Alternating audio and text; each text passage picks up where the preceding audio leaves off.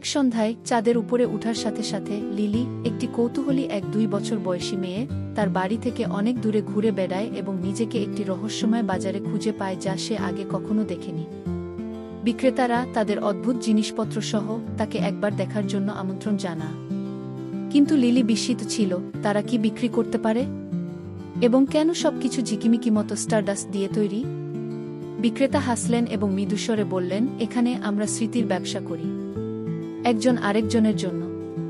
কিন্তু মনে রাখবেন, একবার লেনদেন করলে তারা কখনো এক হয় না। আগে কিছু চিন্তা করার পরে লিলি একটি গভীর শ্বাস নিয়ে সিদ্ধান্ত নিল, সে তার স্মৃতিগুলির মধ্যে একটি ব্যবসা করবে। কিন্তু সে কোনটা ছেড়ে দেবে? শেষ পর্যন্ত লিলি একটি ছোট স্মৃতি ছেড়ে দিয়েছেন, তার পরিবারের সাথে একটি সাধারণ দিন, এবং বিনিময়ে তিনি তারার নিচে একটি আনন্দদায়ক নাচের স্মৃতি অর্জন করেছিলেন। কিছু স্মৃতি নতুনের জন্য ট্রেড করা মূল্যবান জেনে সে বাজার ছেড়ে চলে গেছে। কখনো কখনো সেরা স্মৃতিগুলি হলো সেইগুলি যা আমরা দিয়ে থাকি, কারণ ভাগ করে নেওয়ার জন্য আমরা নতুনগুলি তৈরি করি যা আরও সুন্দর।